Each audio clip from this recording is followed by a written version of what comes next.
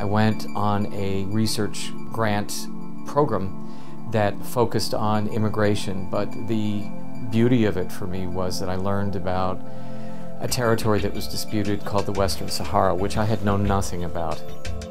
There are 240,000 people stranded in the desert of Morocco, a sand wall that runs along the Moroccan border with landmines. And so these people are cut off from their own countrymen. The more we can integrate our knowledge from various disciplines, the more likely we are to reach some semblance of common language, if not the truth. So the course is about how the arts, in particular, get used as a way to express concerns about human rights. We have students from 5 different programs and 8 different majors and 6 different countries all taking this course. Anne Mungai and Cindy McGuire stepped forward to say that they would be willing to do this course with me, and it was a beautiful grouping because Anne Mungai is from Kenya originally and has a background in education, which was the whole point of this. Cindy McGuire is an artist, an art educator into social justice, and I kind of bridged those 2 worlds. I would show up at 8:30 with the Skype camera, and FICO would come on, and the Western Saharans had their own camera.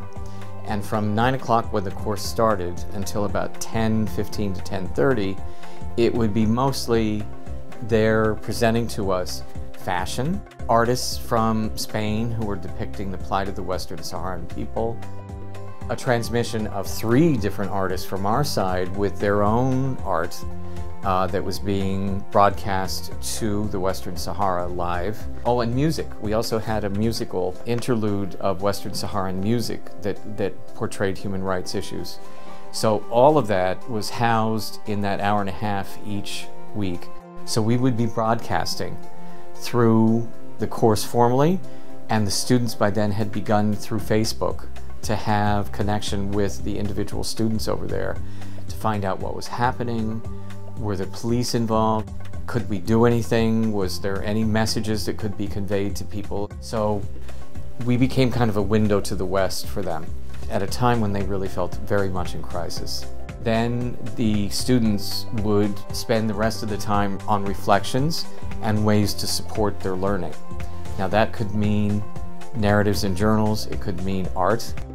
2 of our students developed a peace flag on the floor of the classroom. We then took the camera to show them, and the people there were so moved that they stood up and clapped, that it was an indication to them, maybe perhaps one of the first, that we were not only in support of them and they were getting through to us, but we wanted to go do something active. How do we kind of pull these pieces together to really make a difference? And what seemed to make the most sense was having this festival. One of the students wrote a poem that was so powerful that was translated into Arabic. It's probably going to be published in Western Sahara, which is just so exciting. Another student has a dance that she's doing that is a portrayal of human rights as she understands it. I think the important things to remember are that undergraduates are a visual generation, and they benefit from video work, anything that gives a visual depiction of what's being talked about. To use this kind of technology as a way to illustrate parts of what a content might involve is a very powerful way to go. That's 1. 2, it gives you an immediate access to people who might be connected to the content that you're teaching. And there's a level of constructing knowledge that intuitively makes sense to many people, but the technology almost demands it, because unless you're doing editing in an editing room and then showing it, whatever happens, happens. The visual analog, the opportunity to dialogue with people in real time, and the opportunity to learn from spontaneity, which I think all 3 are. You can be very structured and still have spontaneous teaching moments.